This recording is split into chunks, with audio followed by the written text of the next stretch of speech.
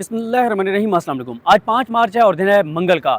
आज Islamabad high court में बहुत बड़ी बड़ी डेवलपमेंट्स हुई हैं, लेकिन आगाज़ करेंगे आज उस बड़ी डेवलपमेंट से जिसका ताल्लुक पाकिस्तान की ब्यूरोक्रेसी के साथ है। और इस पाकिस्तान के निज़ाम में जो चीज़ें एग्जीक्यूट होती हैं वो ब्यूरोक्रेट्स के ज़रिए होती हैं। पाकिस्तान के अंदर अगर सिर्फ एक तबका ब्यूरोक्रेट्स जो हैं वो हलाल कमाने लग जाएं, वो आइन पे चलने लग जाएं, वो कानून पे चलने लग जाएं, तो पाकिस्तान के अंदर कोई करप्शन नहीं हो सकती, कोई लूट मार नहीं हो सकती, कोई दो नंबरी नहीं हो सकती। लेकिन हमारी बदकिस्मती ये है कि हमारी जो ब्यूरोक्रेसी है उसमें बदकिस्मती से अब ये कहना पड़ेगा कि अहम ओहदों पे बैठे हुए अक्सरियत लोगों की जो है वो करप्ट है, कमज़ोर है, कंप्रोमाइज़ है। और वजह एक ही है, कोई तीसरी वजह नहीं है। पहली वजह होती है कि वो कंप्रोमाइज़ इसलिए होता है कि उसकी कोई वीडियोज़ होती हैं। दूसरी वजह ये होती है कि उसके करप्शन के मामलात होते हैं, फाइलें होती हैं। कोई तीसरी वजह नहीं समझ आती कि अगर जो ब्यूरोक्रेट्स हैं उनको अवाम के टैक्स के पैसे से अगर तनख्वाह मिलती है, अवाम के टैक्स के पैसों से उनका घर चलता है, तो वो कैसे उस अवाम के ख़िलाफ़ जा सकते हैं, उस अवाम के ख़िलाफ़ काम कर सकते हैं। लेकिन बदकिस्मती से पाकिस्तान के निज़ाम की आज जो आप तबाही देखते हैं उसकी वजह, मेन वजह हमारी अदालतें और हमारी ब्यूरोक्रेसी है। और ब्यूरोक्रेट्स मैंने आपको बता दिया है कि 3 तरह के लोग होते हैं जिनको लगाया जाता है। ओब्लाइज होते हैं, करप्ट होते हैं, कंप्रोमाइज़ होते हैं। और जो करप्ट होगा तो वो फिर ज़ाहिर है वो कमज़ोर होगा और वो उसको फिर बात माननी पड़ेगी। और अभी भी आप देखें कि जो इलेक्शन हुए हैं उसमें मेन जो किरदार है वो उन आरओज़ का है जो ब्यूरोक्रेट्स थे। और यही वजह है कि तहरीक इंसाफ हाई कोर्ट गई थी, वहाँ से वो नोटिफिकेशन मुअत्तल हुआ था कि ब्यूरोक्रेसी कैसे इलेक्शन करवा सकती है। और वो ब्यूरोक्रेसी जो 1.5 साल से उन ओहदों पर मौजूद थे। इलेक्शन कमीशन ने काजी फाइज ईसा साहब के सामने झूठ बोला था कि हमने शफलिंग की है, हमने तब्दीलियाँ की हैं, हालांकि उन्होंने तब्दीली नहीं की थी। शहबाज शरीफ के लगाए गए ब्यूरोक्रेट्स ने ही जो है वो इलेक्शन करवाए। उधर पंजाब में भी जब से पीटीआई की हुकूमत गई थी तब से जो ब्यूरोक्रेट्स लगे हुए थे वही मौजूद थे, कोई तब्दीलियाँ नहीं हुई थी। खैर, फिर मामला इस वक्त क्योंकि मैं मौजूद हूँ इस्लामाबाद हाई कोर्ट में, इस्लामाबाद हाई कोर्ट में आपको पता ही है कि एक बहुत बड़ा फैसला आया। वो फैसला था इस्लामाबाद हाई कोर्ट के दबंग जज, कमाल जज जस्टिस बाबर सत्तार साहब का। जस्टिस बाबर सत्तार साहब का जो फैसला था उसमें मामला ये था कि 9 मई के बाद MPO जारी कर रहे थे, थोक के हिसाब से MPO जारी कर रहे थे ये DC इस्लामाबाद साहब।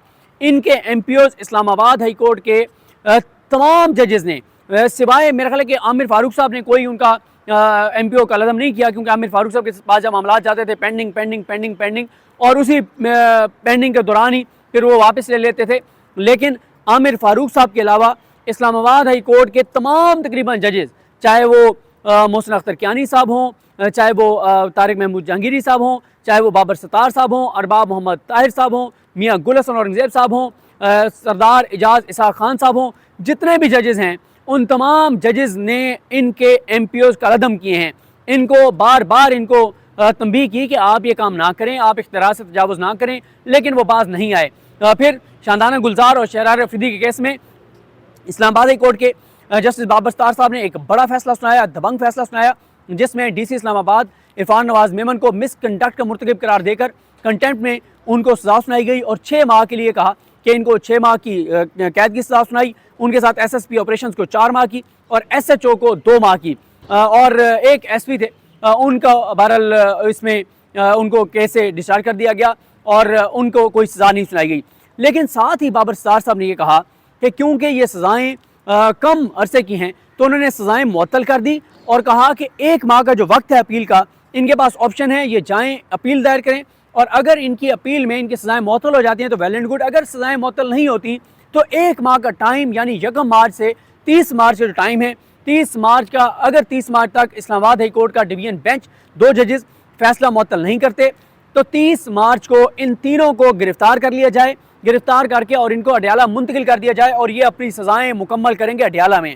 ये बहुत बड़ा फैसला था बाबर सत्तार साहब का। अब मामला ये हुआ कि जुमे वाले दिन मैंने इधर ही खड़े होकर वीडियो की थी, जब DC इस्लामाबाद इरफान नवाज मेमन भी यहाँ मौजूद थे। ठका ठक फटाफट जनाब इंटर कोर्ट अपीलें दायर हुई और उन अपीलों को समाअत के लिए मुकर्रर कर दिया गया सोमवार के दिन।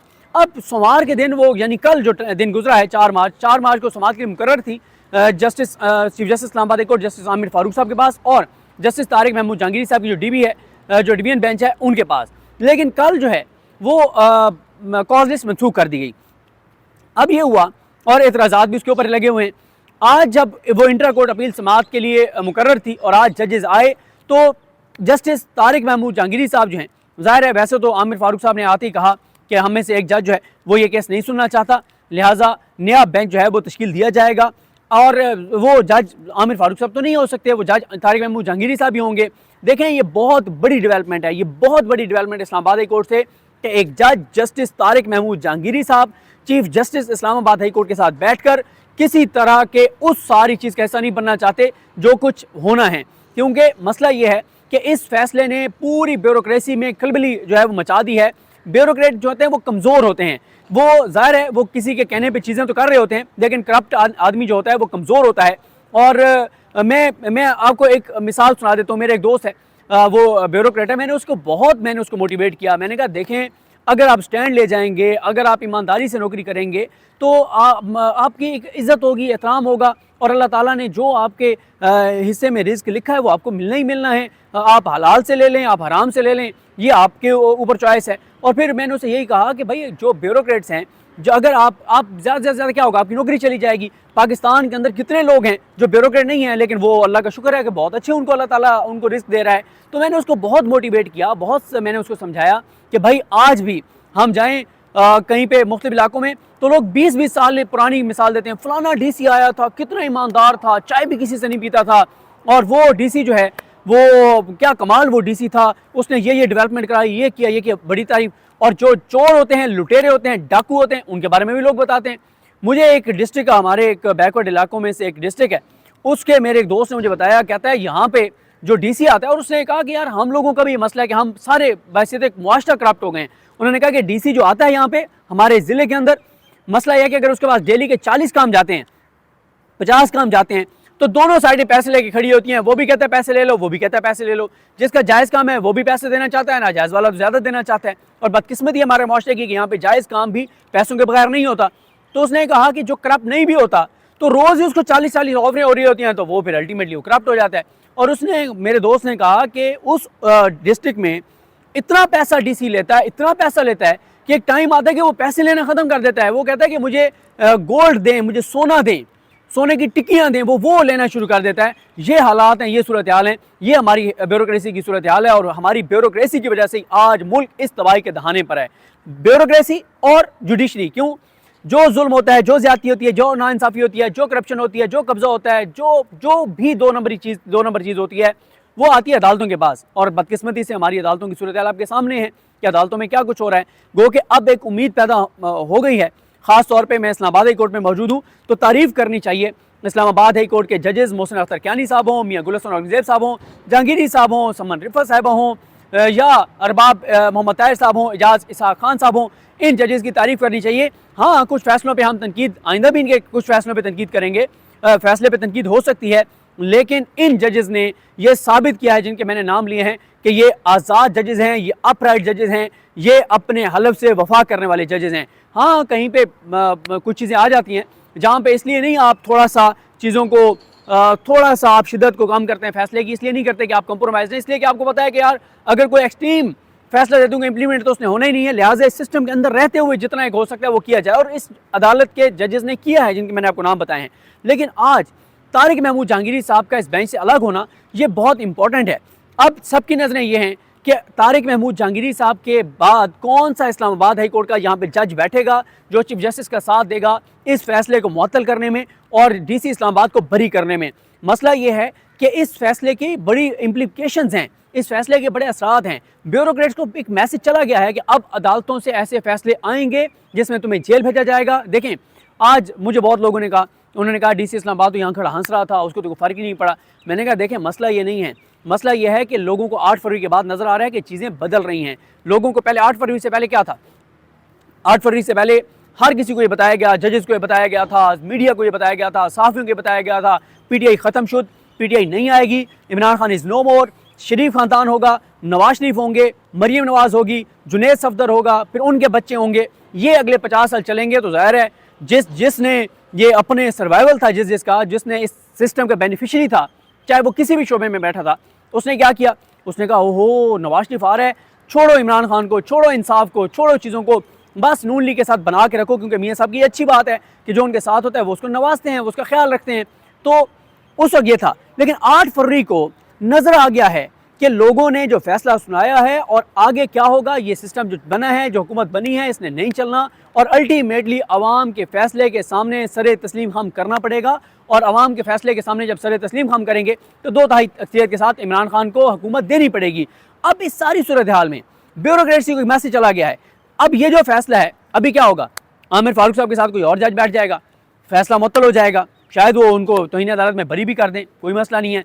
लेकिन मसला ये है कि जब भी क्योंकि एक उस फैसले को वज़ीर-ए-आज़म को भी भेजा गया है, जब भी तब्दीली आएगी, जब भी निज़ाम ऊपर चेंज होगा, जब भी कोई थोड़ा सा आइन कानून कायदे ज़ाब्ते और अपने हलफ के साथ वफा करने वाले कोई लोग आएंगे ऐवान वज़ीर-ए-आज़म में और सिस्टम में, तो वो इन चीज़ों को उठाएंगे और इस चीज़ के ऊपर ब्यूरोक्रेट्स जेलों में जाएंगे और उनको जाना होगा।